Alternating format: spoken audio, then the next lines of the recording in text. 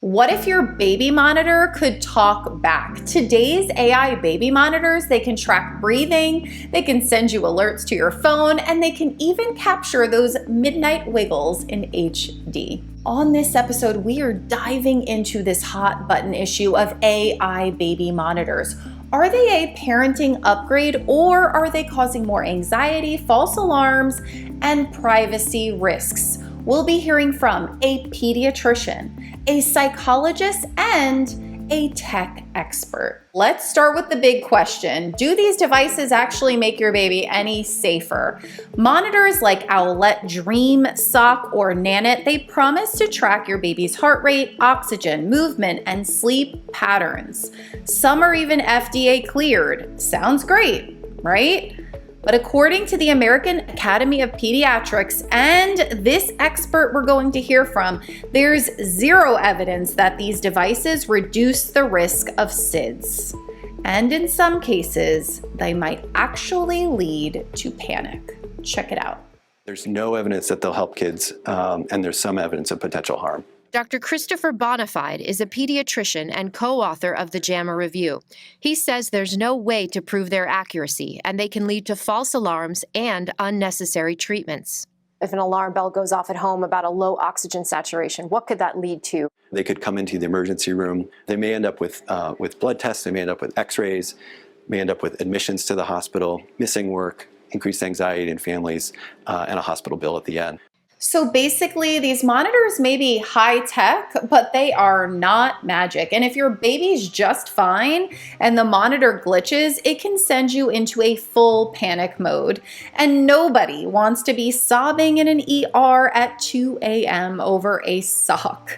The truth is that no device replaces the basics. Safe sleep on the back, firm mattress, no stuffed animals in the crib. So why do parents still feel the need to get these devices? Because parenting is stressful, and these devices sell us a promise of less anxiety, that we can sleep at night, close our eyes for the few hours you get, and know that your baby is safe. But does it actually do the opposite? Listen to this psychologist as she talks about chronic stress. Living in survival mode is a state of chronic stress. So when you're in this state of chronic stress, your sympathetic nervous system, which is what activates your fight or flight response, is activated very often. And our bodies are designed to go into fight or flight for periods of time, and then to come out of it and to recover. The problem with today's modern world is that we're going into fight or flight response for what we perceive as threats, things that our ancestors back in the day didn't have. But we're going into this mode so many times throughout the day, and these stress hormones get released in our bodies, and then they put us at risk for higher rates of anxiety, depression, hypertension, all these things. It increases our risk of getting sick more often. So there's definitely physical and mental health consequences of being in this constant state of survival mode. This topic of chronic stress really hit home for me. Now, my kids are older. I have a 7-year-old and a 12-year-old now. But when we make decisions, I think it's a very personal decision.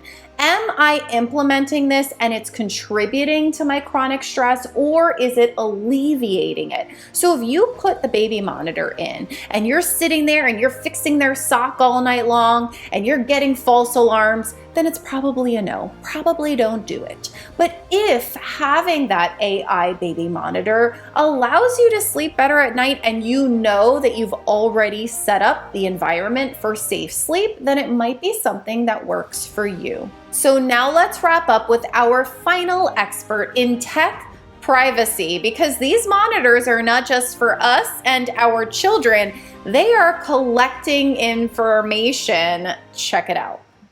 One Searcy, Arkansas family thought their password was strong enough until a stranger was able to speak directly to their baby through their baby monitor. Sarah Habakowitz explains what happened and what you should watch out for. Like so many families, the striplings used a Wi-Fi baby monitor to keep an eye on their child. For the last month, he has been waking up around 10:30 every single night, and we just never really thought anything of it. What they never expected, someone else was too. It was at the corner of the room, pointing down at the bed, and the same night that I found him whispering to Marshall, it was around the room, pointing around the room, and then went right back to him. Stephanie immediately unplugged the monitor, but the problem actually was coming through their Wi-Fi router. I felt so violated. We found tons of users previously signed in. I've blocked all of those. I have a list of them.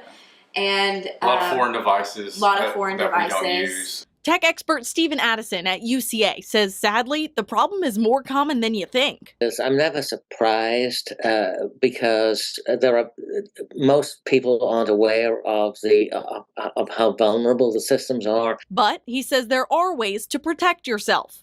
Keep it updated, change those passwords, and don't allow the remote access. Yeah, that nightmare scenario did in fact happen. A stranger talking to a baby through a monitor.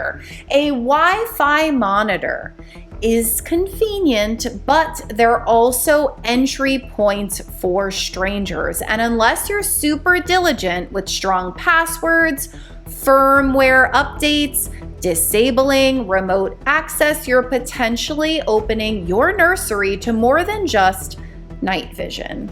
And that's why some experts recommend just going back to the basics. Offline monitors, no apps, no alerts, just sound and video. You know, like the olden days, like 2012. So here's the takeaway. These devices are not going to prevent SIDS. And they may cause anxiety, so check in with yourself. And finally, no matter what device you choose, check for privacy. If this video helped you feel informed and reassured, hit the like and drop a comment. Would you use an AI baby monitor? I am here every Friday with a deep dive into a parenting topic that I promise will be judgment-free, caffeine-fueled, and made with love. Thanks for watching, and I'll see you next time. Bye.